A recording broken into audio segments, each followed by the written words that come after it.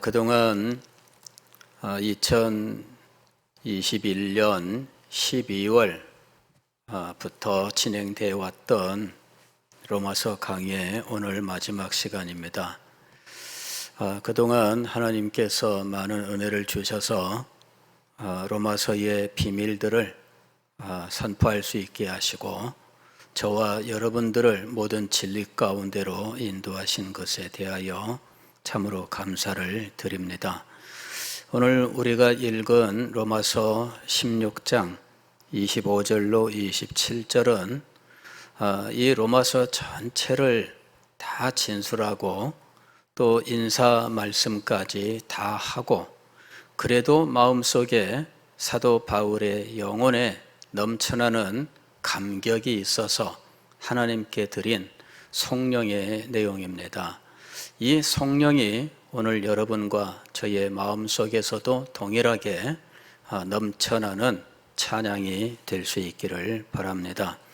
성령이라고 하는 것은 이거는 영광성을 말하는 겁니다. 하나님의 영광을 찬양하는 것을 성령이라고 하는데 사도 바울은 그의 서신서에서 이런 성령을 자주 우리들에게 보여주고 있습니다.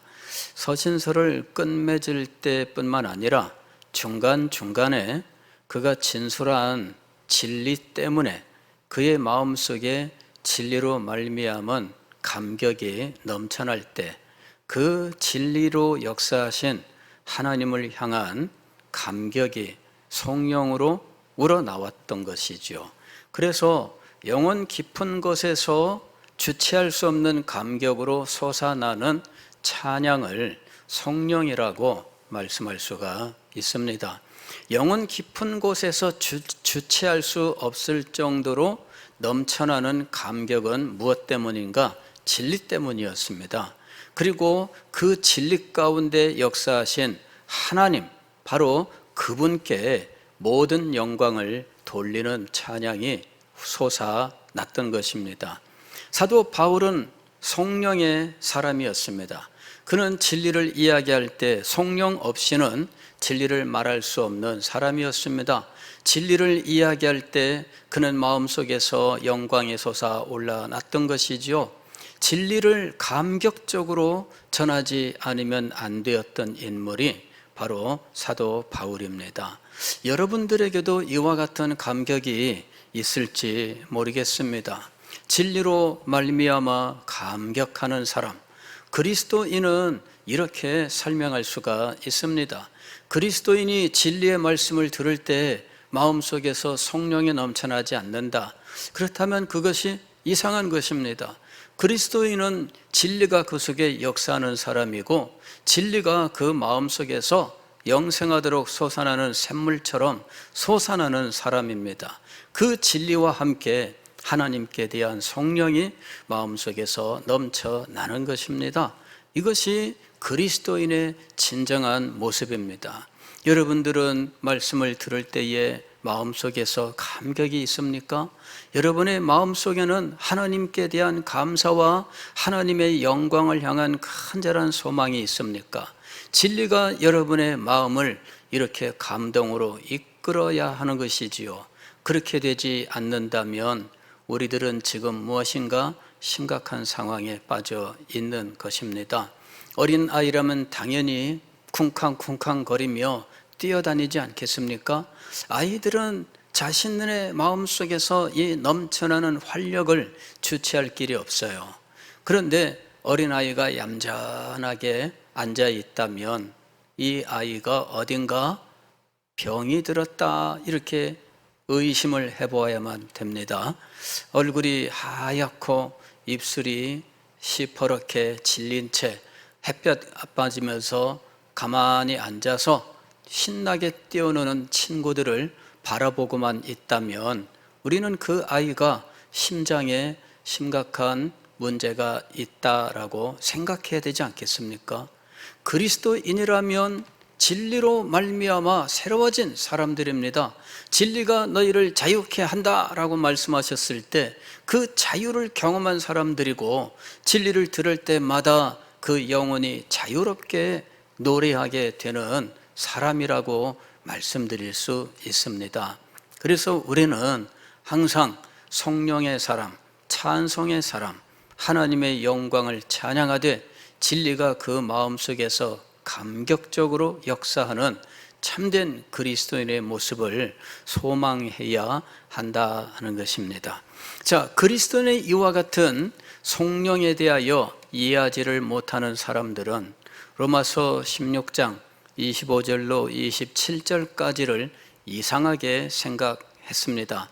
이 사람들은 이미 사도 바울이 23절까지 모든 문안 인사까지 마쳐서 이 편지는 이미 끝났는데 편지 끝난 뒤에 이게 뭐냐 하고 의심을 한 겁니다. 그래서 이 부분은 사도 바울의 실제 글이라기보다는 후대 사람이 첨가해 넣은 것이 아닌가 하고 의심을 했던 것입니다. 그러나 사본의 증거, 즉 발견된 사본들을 살펴볼 때 이 부분이 없는 사본은 없는 것이지요. 그래서 이 부분은 원문에 존재하는 것이며 사도 바울이 쓴 것이다, 이렇게 결론을 내릴 수밖에 없습니다. 이 사람들은 왜 의심을 했을까요? 성령이 그 영혼 속에서 자연스럽게 솟아 나올 수밖에 없다고 하는 이 신앙의 비밀에 대해서 알지 못했기 때문입니다. 사도 바울이 지금 로마서를 기록을 했습니다. 이 길고 긴 이 장엄한 복음의 진술을 이제 지금 막 마쳤습니다. 그리고 인사 말씀까지 모두 하고 난 다음에 마음속에 넘쳐나는 감격, 이것을 주체할 길이 없었던 거예요. 이 모든 복음을 주신 하나님, 이 복음을 전파하게 하신 하나님, 이 복음으로 로마 교회 성도들과 교제하게 하신 하나님, 그 하나님께 대하여 무한한 감사와 찬송이 그의 영혼 속에서 솟아올라 왔던 것입니다. 여러분, 진리는 딱딱한 것이 아닙니다. 복음은 그냥 어려운 것이 아닙니다. 복음의 진리가 우리의 영혼 속에 역사하면 그 영혼 속에서 이 엄청난 일들이 솟아나는 것입니다. 지금 이 로마서의 마지막 이 송령은 자연스러운 것이었다 하는 것입니다.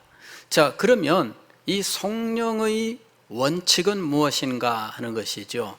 사도 바울이 그의 서신서에서 보여주는 성령의 원칙이 있습니다.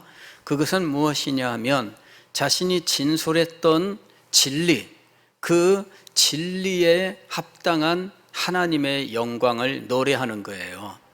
하나님께서 우리를 보호하신다라는 말씀을 전하다가 송령을 한다면 우리를 영원토록 보호하실 하나님께 영광이 있기를 원하나이다, 이렇게 우리를 보호하심에 대한 하나님의 영광을 노래하는 것이죠. 즉 그가 송령을 할 때에는 그가 진술했었던 진리와 연결되는 하나님께 대한 감사와 찬송을 영광으로 돌려드리고 있다라는 것입니다.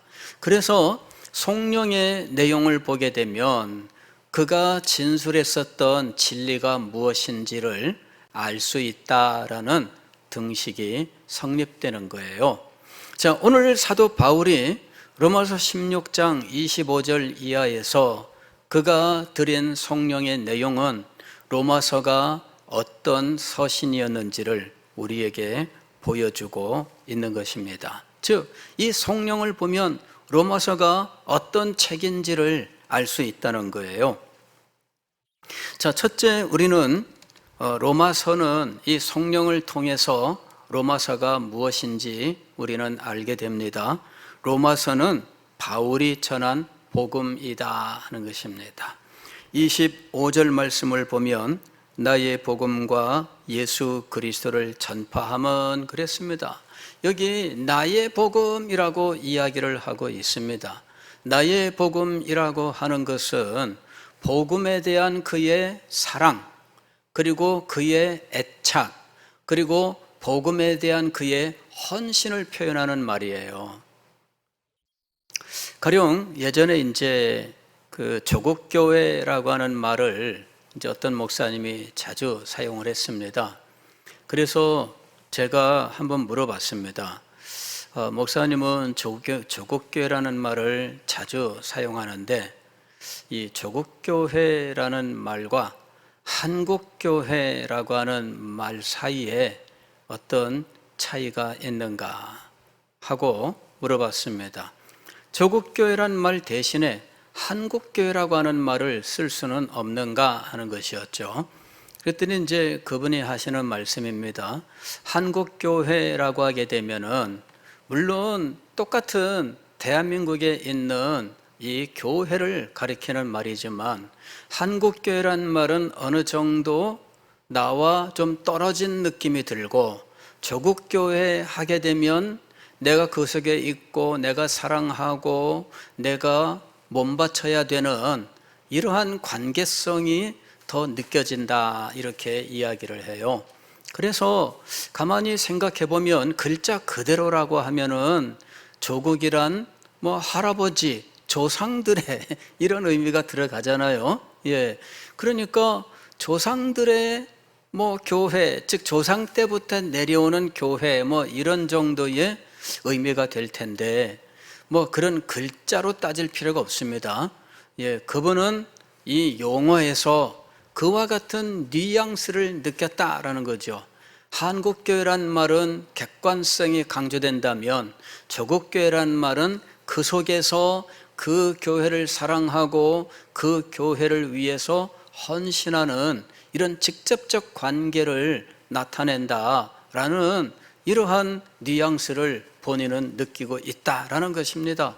그래서 조국교회란 말을 사용한다라고 이야기를 했습니다. 저도 그 이야기를 들으면서 글자 그대로 뭐 조국이 뭐가 어떻고 이렇게 하기보다는 그런 뉘앙스를 같이 느껴보는 것이 중요하다라고 생각을 했습니다. 왜냐하면 저도 한국교회란 말을 사용하지만 그러나 저는 항상 한국교회 밖에 있는 사람이 아니라 그 안에 있는 사람입니다. 한국교회를 사랑하고 한국교회를 위해서 헌신하고 나의 삶은 거기에 바쳐진 사람이다라고 하는 분명한 인식을 저도 가지고 있습니다. 그러나 그것이 용어를 통해서 더 잘 드러날 수 있다면 그 용어를 사용하는 것이 좋겠다라고 생각을 해요. 그러나 그 조국교회란 용어가 어떤 사람들에게는 그의 어떤 상징적인 혹은 트레이드 마크처럼 사용되고 있기 때문에 그 용어를 나도 같이 쓰기에는 때로는 부담스러운 면도 없지는 않았습니다. 다만 항상 우리가 잊지 말아야 할 것은 교회는 나와 멀리 떨어져 있는 객관적 존재가 아닙니다.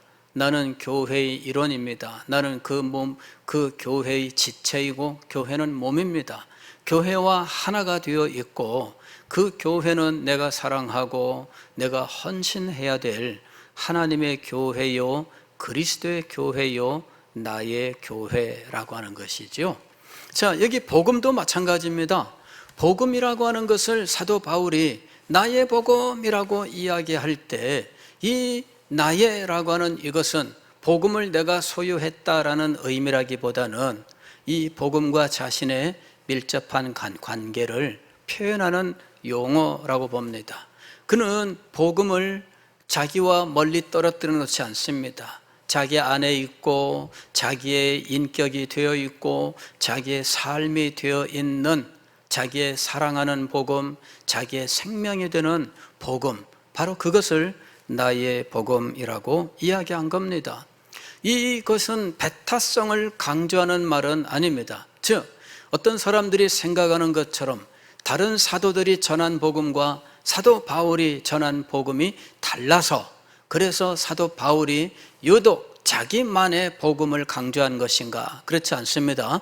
복음은 다른 사도들이 전한 것이나 사도 바울이 전한 것이나 다 같습니다. 그러나 사도 바울은 나만의 복음이다, 내가 전한 복음은 독특한 것이다 라는 그런 의미에서 나의 복음이라고 말하는 것이 아니라 아끼고 사랑하고 마음에 품고 그리고 자기의 생명을 바치고 헌신해야 될 대상으로서 존재로서의 복음, 바로 그것을 의미하고 있는 것입니다.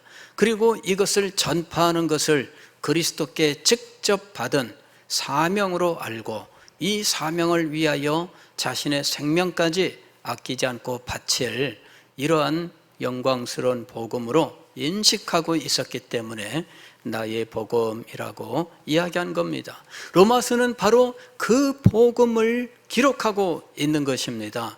어떤 사람들은 로마서는 이신칭의의 책이다 이렇게 이야기할 수 있겠습니다만은, 그러나 로마서는 이신칭의만을 말하는 책이 아닙니다. 복음을 말하고 있는 책입니다. 우리가 이것을 분명히 해야 된다 하는 것입니다. 사도 바울은 로마서를 통해서 복음을 말씀하고 있었던 것입니다. 두 번째로 사도 바울이 전한 이 복음은 예수 그리스도를 그 중심으로 하고 있습니다. 심지어는 복음과 예수 그리스도를 동의어로 이야기할 만큼 복음은 바로 예수 그리스도 자신이시다 이렇게 말씀할 수 있는 정도의 관계를 가지고 있습니다. 오늘 25절 말씀 보면 이렇게 되어 있습니다. 나의 복음과 예수 그리스도를 전파함은, 여기는 내가 복음을 전파하는 것과 그리스도를 전파하는 것이 같은 걸로 나와 있어요. 다른 번역은 뭐라고 되어 있냐면은 나의 복음 곧 예수 그리스도를 전파함은, 즉 복음과 예수 그리스도가 일치하고 있다는 것이죠. 동격으로 동의어로 사용되고 있습니다. 즉 복음이라고 하는 것은 예수 그리스도 때문에 복음이 되는 것이고요, 복음을 설명하려면 예수 그리스도를 설명해야 되는 것이죠. 예수 그리스도가 빠진 채 복음을 설명할 수 없습니다. 그래서 우리가 복음을 전파한다라고 말할 때에는 예수 그리스도에 대한 역사적인 사실을 이야기하고 그 역사적인 사실이 가지고 있는 의미들을 이야기해야 돼요. 역사적인 사실이란 예수 그리스도의 생애와 그분이 행하신 사역입니다. 이것이 역사적인 사실입니다. 그리고 예수님의 생애와 예수 그리스도께서 행하신 그 일이 가지고 있는 의미가 있어요. 그것이 바로 복음의 내용이 되는 것입니다. 이 복음의 내용이 바르게 그리고 전부 전달이 돼야 돼요.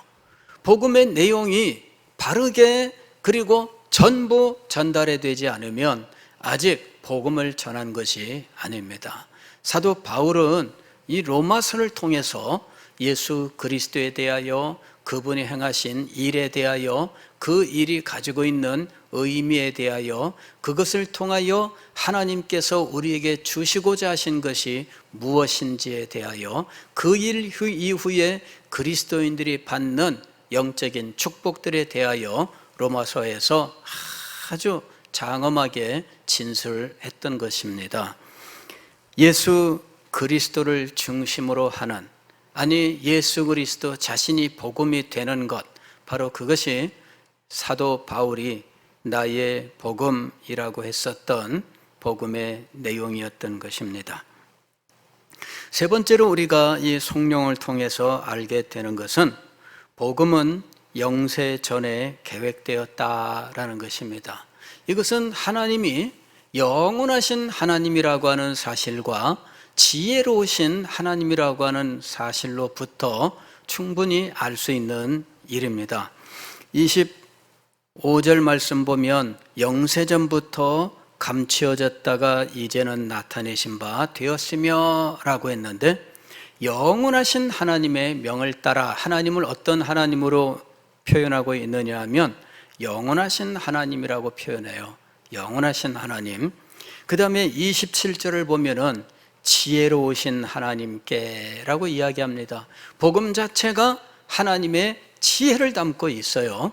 로마서를 우리가 연구해 보면 하나님께서 이 복음을 어떻게 지혜롭게 계획하셨는지 우리는 그 사실들을 여기서 발견하고 놀랄 수밖에 없습니다.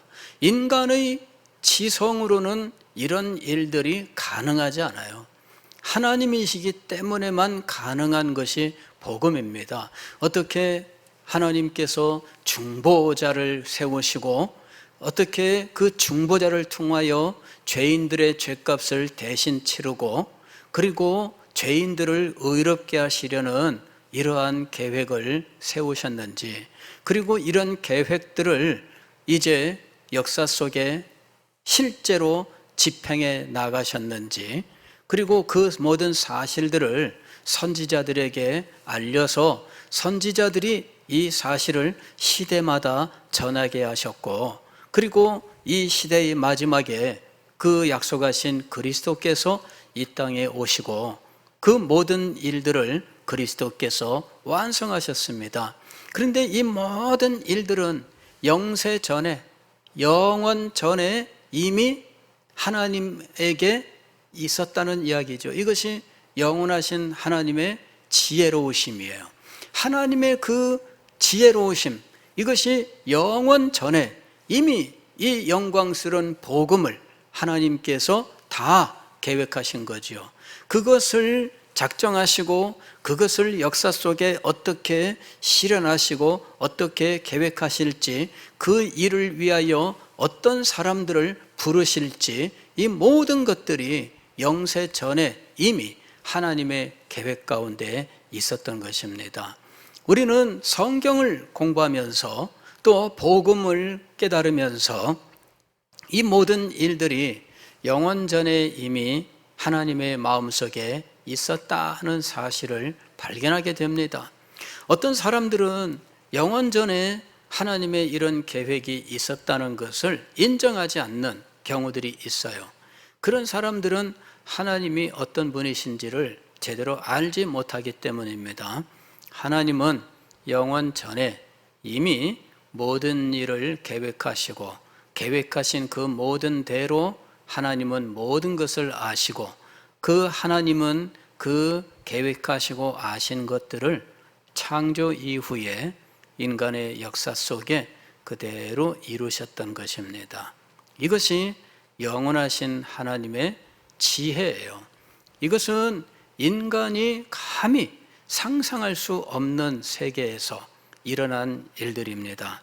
복음은 영세전에 하나님의 마음속에서 계획되어 된 일이었습니다. 이것이 바로 감추었던이라고 하는 의미입니다. 여기 보면은 영세전부터 감추어졌다가 라고 얘기했는데, 이 감추어졌다가 라는 말은 하나님의 마음속에 있다가 라는 말입니다. 이것이 감추어진 거예요. 우리들도 마찬가지 아닙니까? 내 마음속에 어떤 생각이 있는데 아무 말도 안 하고 있을 때는 내 마음속에 감춰진 거예요. 그런데 이것을 슬금슬금 이제 이야기하기 시작합니다. 그러면 조금씩 드러나겠지요. 이것이 계시입니다. 이것이 계시예요. 계시라고 하는 것은 감춰졌던 것을 커튼을 열어서 보여주는 걸 말하는 겁니다. 가령 예를 들면은 연극 같은 걸 말할 수 있죠. 연극을 보러 가게 되면은 처음에 무대 앞에 무엇이 쳐 있어요? 막이 쳐 있습니다. 그걸 막이라 그래요. 커튼이에요. 커튼. 막이 있습니다. 그런데 땡 하면서 이 막이 쫙 열립니다. 그래서 희곡을 보게 되면 뭐라고 되어 있어요? 막이 열리면 이렇게 시작되는 겁니다. 제1막 하게 되면은 첫 번째로 막이 열리는 거예요. 예, 그러면은 막이 열리면 하면서 무대에 대한 묘사가 나옵니다. 중앙에 무엇이 있고 뭐 집은 어떻게 되어 있고, 가령 그것이 사무실이면 사무실 광경을 묘사하고, 거기에 이제 사람이 미리 준비하고 있으면 사람에 대한 묘사까지, 없으면 그냥 그 장면만 묘사할 겁니다. 그러면서 누구가 등장한다 이런 식으로 이제 글을 쓰겠지요. 그게 막입니다. 막이 열리면 이게 뭡니까?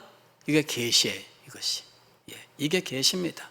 막이 열리는 겁니다. 그러면 눈에 보이는 거죠. 그리고 귀로 들리는 겁니다. 뭐 나레이터가 있어서 뭐 나레이션을 한다든지 눈으로 보면서 나레이션을 들으면서 이제 우리는 드디어 연극 속으로 들어가는 거예요. 하나님께서 선지자들에게 보여주셨습니다. 하나님께서 선지자들에게 들려주셨습니다. 선지자들이 우리에게 전했습니다. 선지자들은 때로는 그 시대 사람들에게 말로 혹은 글로 전했고, 우리들은 선지자들의 남긴 글을 통해서 하나님의 계시를 듣게 되었던 것입니다. 이 모든 것들은 창세 전에, 영원 전에 하나님의 마음속에 있던 것들입니다. 그런데 이것을 하나님께서 시대와 시대 속에 하나님의 사람들에게 나타내셨습니다. 즉 막을 열어 보여주셨고 막을 열어 들려주셨습니다. 그 사람들은 그것을 보고 들은 대로 기록하여 우리들에게 전한 것입니다. 그런데 그들이 보고 듣고 우리에게 전한 것은 예수 그리스도를 핵심으로 하는 복음, 바로 그것이었던 겁니다. 영세전부터 감추어졌다가 이제는 나타내신 바 되었으며 감추었던 것을 하나님께서 계시하셨는데 이것이 나타남입니다. 그런데 이 계시, 즉 보여주신 것 가운데 가장 찬란하고 가장 영광스럽게 나타난 것은 예수 그리스도 자신입니다. 그분이 이 모든 계시의 마지막으로 이제 육신을 입고 이 땅에 오셨고, 그리스도 자신이 하나님이요, 그리스도 자신이 복음이요, 그리스도 자신이 계시의 그 자체인 분으로서 우리에게 나타내신 바 되셨습니다. 하나님의 복음, 감추었던 것들이 그리스도를 통하여 나타나게 되었습니다. 그래서 이제는 율법 외에 하나님의 한 의가 나타났으니 라고 얘기했습니다. 그런데 그 한 의는 예수 그리스도 자신이었습니다. 이렇게 해서 복음의 계시가 우리에게 나타나게 된 겁니다. 선지자들을 통하여 하나님은 1막, 2막, 3막 이 장면들을 보여주셨습니다. 1막을 통해서, 2막을 통해서, 3막을 통해서 우리는 그 줄거리를 알게 됩니다. 그리고 마지막에 예수 그리스도께서 나타나심으로 계시가 완성되는 것입니다. 그 모든 영광스러운 것들을 사도 바울이 지금 로마서를 통해서 우리에게 알렸던 것입니다. 복음의 목적에 대해서도 말씀을 하고 있습니다. 복음의 목적은 모든 민족이 믿어 순종하게 하는 것입니다. 여기 26절 보면은 선지자들의 글로 말미암아 모든 민족이 믿어 순종하게 하시려고 그랬습니다. 모든 민족이 순종하게 하시려고 전파된 것입니다. 즉 알게 하신 것입니다. 즉 복음을 받았다면 두 가지 반응이 있어야 돼요. 첫째는 믿음의 반응입니다. 두 번째는 순종의 반응입니다. 우리는 보통 믿음만 생각하기가 쉬워요. 왜 우리가 이 믿음만 생각하게 되었냐 하면은 오직 믿음이라고 하는 이 종교개혁의 5대 솔라가 있습니다. 오직 그리스도, 오직 성경, 오직 믿음, 오직 은혜, 오직 그리스도 이런 그 오직이라는 말에 오직 믿음이 들어가요. 그렇다 보니까 우리는 오직 믿음만 생각을 했습니다. 그러나 여러분, 이거는 착시 현상이라고 부르는 거예요. 너무 오직 믿음만 듣다 보니까 순종을 잊어버린 거예요. 오직 믿음만 왔다 갔다 하는데 순종은 눈에 보이지 않는 거죠. 그게 이제 착시 현상입니다. 가령 제가 여러분들에게 종종 옛날에 비유로 얘기했었던 일이 있습니다. 어떤 사람이 실연을 당해서 몹시 낙심하여 있다가 이 애인하고 헤어진 애인하고 자주 갔던 장소를 찾아갔어요. 한 호숫가에 가서 둘이 앉아서 사랑을 이야기했던 벤치에 갔습니다. 그랬더니 마음이 더 아파요.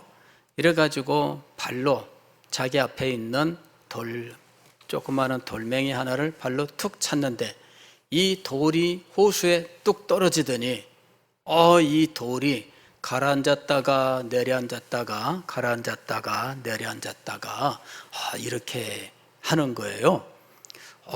왜 그런 일이 일어났을까요? 그랬더니 사람들이 저한테 답을 하는데 그 돌이 부석입니다. 뜨는 돌이 있어요. 예. 그 뜨는 돌은 이 오키나와 남쪽에 그 일본 제일 남단에 섬이 하나 있는데 그 섬에 화산재가 응축돼 가지고 바다에 둥둥 떠서 해변으로 몰려와서 해수욕장을 뒤덮었다더라 이러는 뉴스가 작년인가 재작년인가 있었어요. 이제 이게 바로 물에 뜨는 돌입니다. 그러니까는 그걸 부석이라고 이야기를 하죠. 뜰 부자를 떠서. 근데 그런 돌이다 이런 어떤 분들은 그렇게 이야기했어요. 근데 왜 사람들이 그렇게 생각을 했느냐 하면 제 말을 들어보면 가라앉았다가 내려앉았다가 시종일관 어때요? 내려가는 거예요. 근데 왜 뜨는 돌을 생각했을까요? 제가 손동작을 이랬거든요. 손동작을 이랬는데 귀로 듣는 것과 눈으로 본 것이 동시에 들어오면서 혼선을 일으킨 거예요. 손동작을 이러니까 가라앉았다가 내려앉았다가 이 손동작에 그만 사람들이 현혹돼 가지고 야, 그 참 신기하다. 돌이 어떻게 그럴 수가 있나? 이러면서 야, 이 돌이 이 가벼운 돌이었기 때문이다. 별스러운 상상력을 동원한 겁니다. 믿음도 마찬가지예요. 오직 믿음이란 말을 너무 많이 듣다 보니까 그냥 믿음만 노래하고 믿음만 그냥 최고라고 생각한 거죠. 찬송에도 믿음만이 막 이러면서 얼마나 열정적으로 찬송을 불렀어요. 찬송가에도 보면은 믿음 이런 믿음만 노래해요. 순종만 노래한 찬송이 있을까? 여러분, 은혜의 언약은 믿음과 순종을 통해 라고 기록하고 있습니다. 은혜의 언약은 믿음만 이야기하지 않아요. 믿음과 순종으로 이렇게 되어 있습니다. 바로 이 부분이 우리가 놓치기 쉬운 부분이에요. 아니, 많은 분들이 놓쳤어요.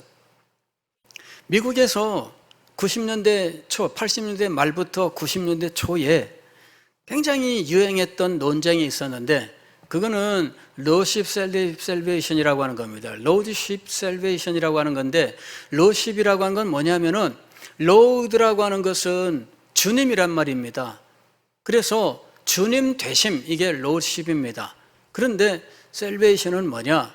우리가 믿음으로 말미암아 구원을 얻는다라고 믿었는데 그런 믿음만이 아니라 믿음에 합당한 삶이 있어야 된다. 이것을 그리스도를 구주로 믿는 것과 주님으로 믿는 것이라고 표현을 한 거예요. 그래서 이 구주로 믿는 것을 믿음이라고 말하고 주님으로 믿는 것, 주인으로 믿는 것, 이제 이 부분 삶으로 해석을 하는 겁니다.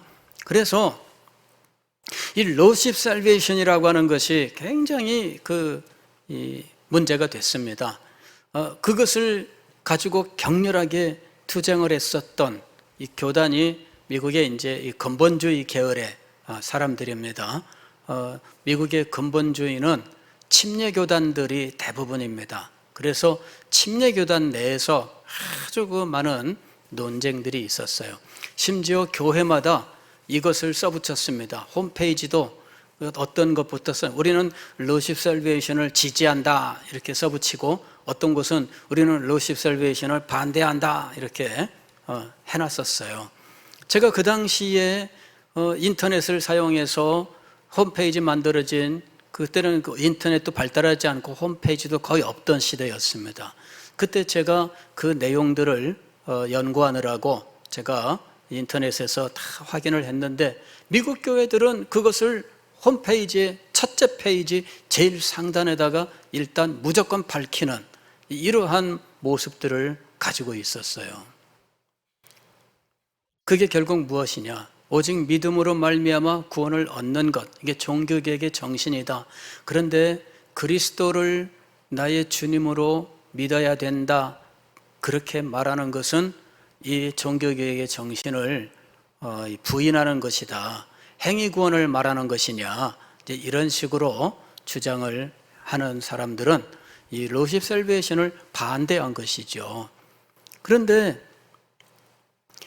우리가 가진 개혁신학은 새 언약, 즉 은혜 언약에 항상 믿음과 순종을 동시에 말하고 있습니다. 즉 우리가 예수 그리스도를 믿는다면, 그렇다면 당연히 우리는 변화된 심령으로 순종의 삶을 사는 겁니다.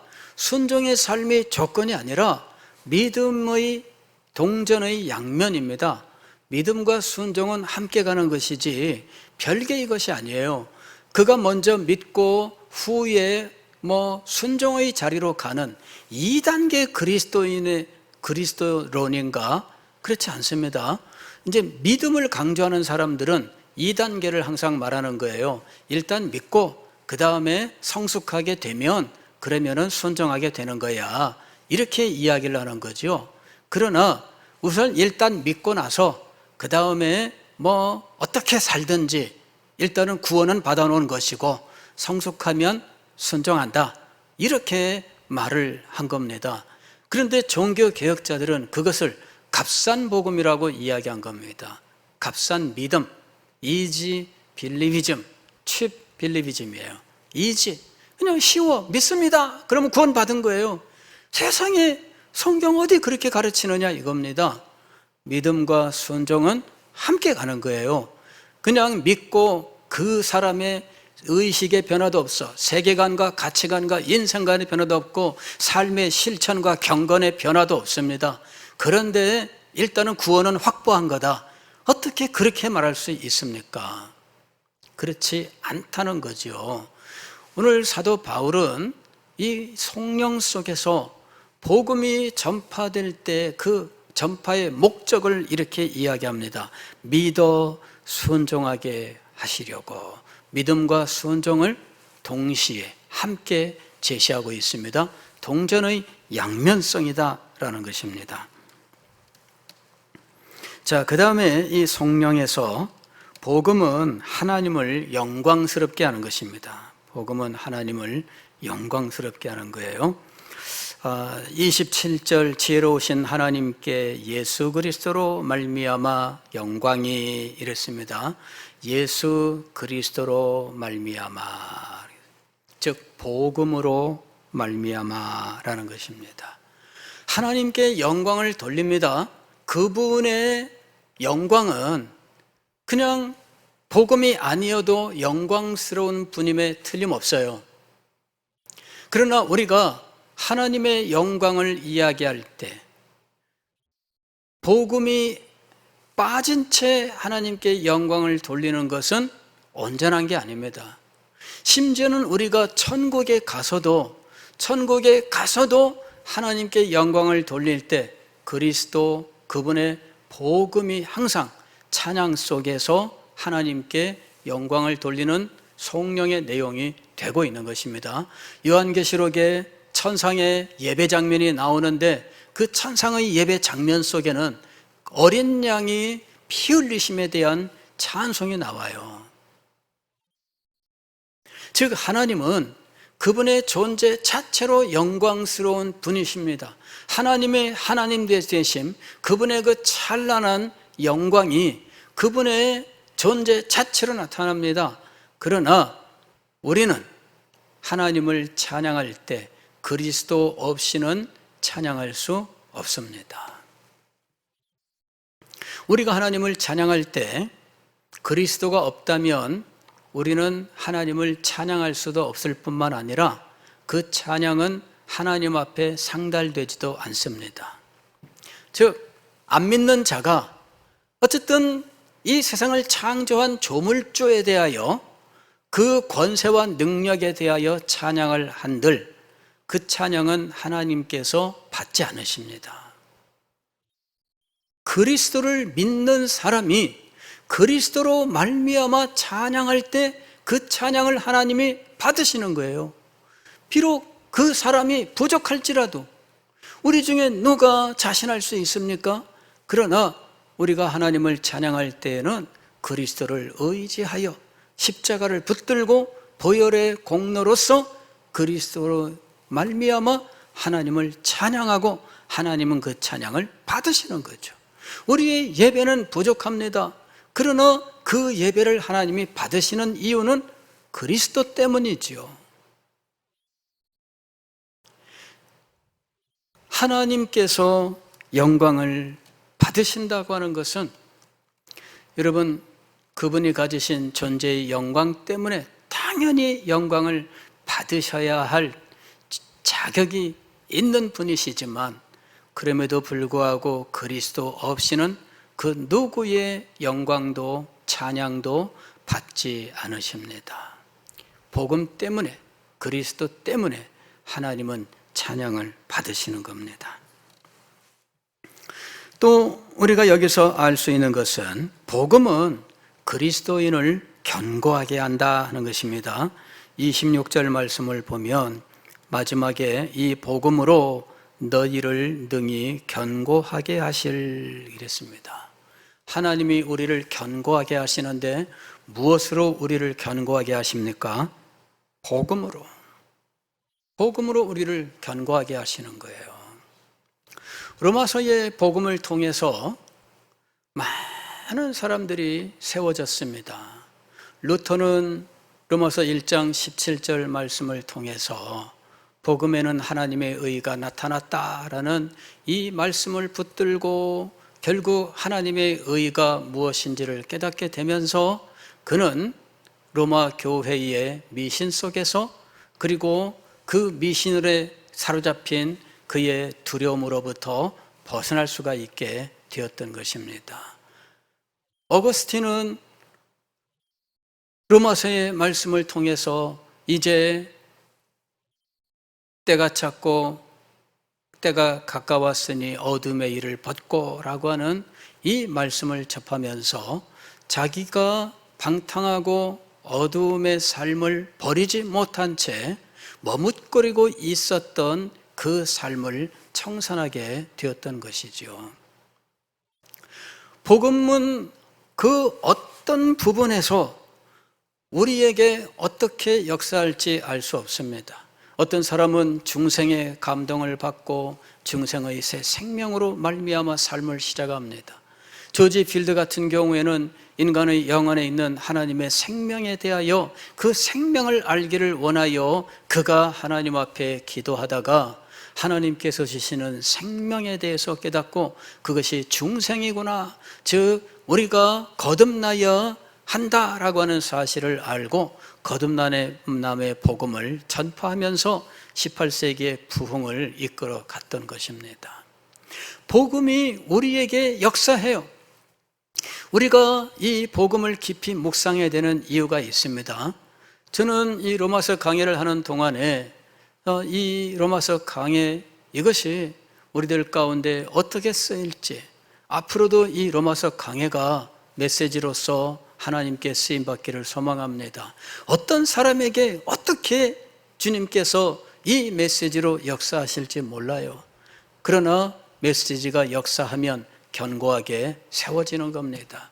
낙심한 사람이 새 힘을 얻게 됩니다.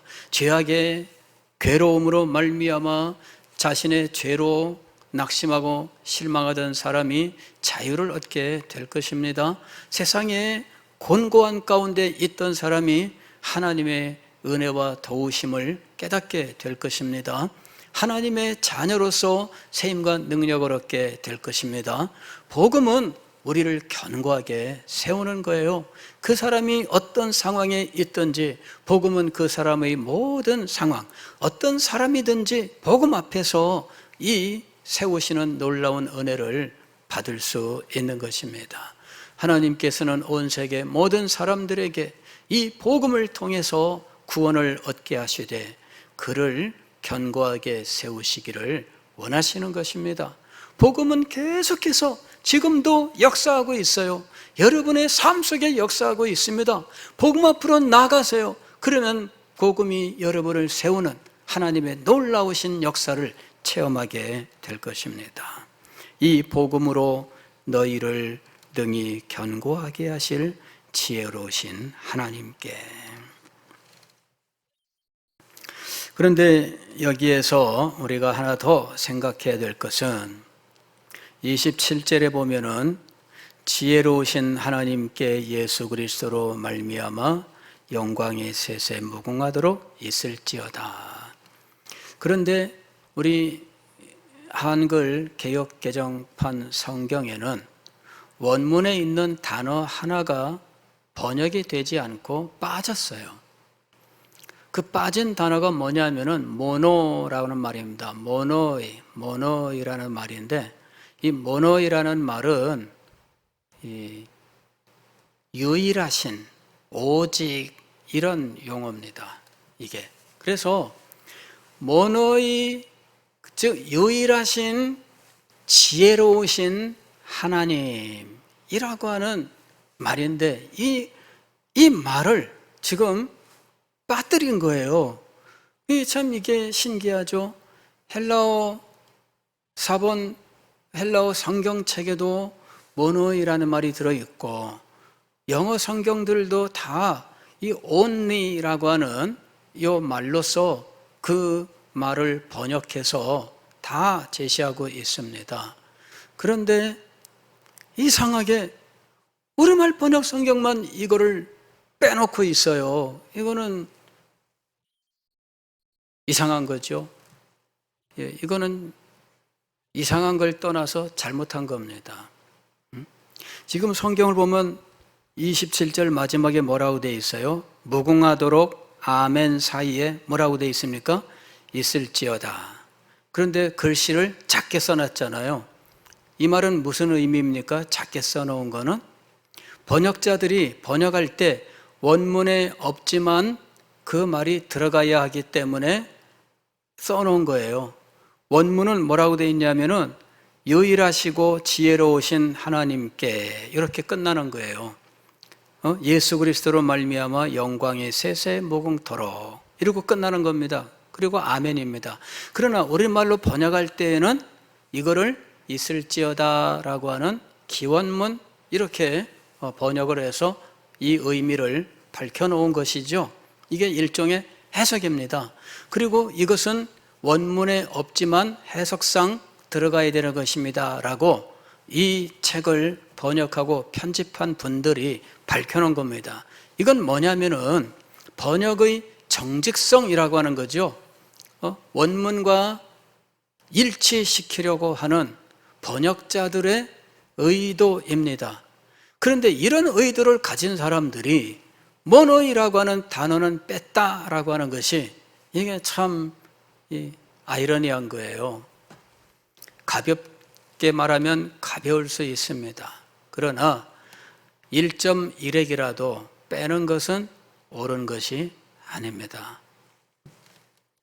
다만 사본의 증거가 있다면 확실하게 빼야 되겠죠. 가령 여기 24절 같은 경우에 없음 이렇게 돼 있습니다. 그죠? 없음. 그리고 거기에 작은 글씨 이가 쓰여 있어요. 나의 주를 보라, 이런 얘기입니다. 어떤 사본에 24절 우리 주 예수 그리스도의 은혜가 너희 모든 이에게 있을지어다 아멘, 여기 들어가 있어요. 24절로. 그러나 이는 사본 증거가 어떤 사본에는 있지만 더 신빙할 수 있는 더 오래된 사본에는 없는 구절입니다. 그래서 당연히 이것은 후대의 첨가다 이렇게 판정하고 삭제한 겁니다. 그래서 없음이라고 하는 말이 있는 거예요. 왜 이 말을 넣을 수밖에 없느냐 하면 성경 장절이 완성된 이후에 연구에 의하여 밝혀졌기 때문에 성경 장절은 그대로 두기 위해서 그냥 구절만 빼고 없음이란 말을 넣은 겁니다. 이게 정직함입니다. 1.1획이라도 더하거나 빼서는 안 되는 것이죠. 그래서 여기 모노이라고 하는 이 원문을 생략한 번역은 이것은 좀 합당하지 않다, 이렇게 보입니다. 유일하신, 이럴 때 어떤 분은 이것을 유일신 여호와라고 이렇게 해석을 합니다. 그러나 여기서 유일신에 대해서 말한다기보다는 복음 때문에 우리에게 유일하신 하나님이 되신 바로 그분에 대해서 말씀하고 있다라고 보는 것이 훨씬 더 자연스럽습니다. 즉, 하나님은 유일하신 하나님이 맞습니다. 하나님은 오직 그분 이외에는 아무것도 하나님이라 칭할 수 없는 분입니다. 그분만이 유일하신 하나님이십니다. 그러나 그분이 나에게 유일하신 하나님이 되시는 것은 복음 때문입니다. 복음 때문에, 예수 그리스도 때문에, 예수 그리스도의 아버지 하나님은 그분의 존재 자체로 유일하신 분이시지만, 그러나 세상에 신이라 부르고 자처하는 수없이 많은 존재들 가운데 유일하신 나의 하나님이 되시는 것입니다. 그분 앞에 찬송과 영광을 돌리는 것은 모든 믿는 자들이 합당하게 행해야 하는 일이다라고 하는 것이지요. 오늘 우리는 사도 바울이 로마서를 끝내면서 그가 진술했었던 영광스러운 복음 때문에 복음으로 말미암아 하나님 앞에 영광의 찬송, 성령을 올려드리는 장면을 함께 생각했습니다. 이 성령은 로마서가 복음 그 자체를 진술하는 것이었다라고 하는 사실과, 그 복음은 창세 전에, 영원 전에 이미 하나님의 마음속에 계획하신 일인데 역사 속에서 선지자들을 통하여 시대마다 우리에게 나타내신 것으로서 모든 민족이, 즉 유대인뿐만 아니라 모든 이방인들이 믿고 순종하여 구원을 얻게 하시는 목적을 가지고 있었다는 것, 그리고 믿는 자들을 끊임없이 그의 생애 전부를 통해서 견고하게 세우는 일을 이 복음이 한다는 것입니다. 그래서 이 복음의 영광스러운 이 은혜를 마음속에서 주체할 길이 없는 감격으로 하나님 앞에 모든 영광을 돌리는데, 이 복음을 계획하시고 복음으로 우리를 구원하시고 복음으로 우리를 세우시고 복음으로 우리를 축복하신 하나님은 우리에게 유일하신 하나님이 되시는 겁니다. 그 유일하신 하나님을 내 평생에 오직 한 하나님으로만 모시고 찬송하며 살아가는 여러분이 되시기를 주의 이름으로 축원합니다. 기도하겠습니다.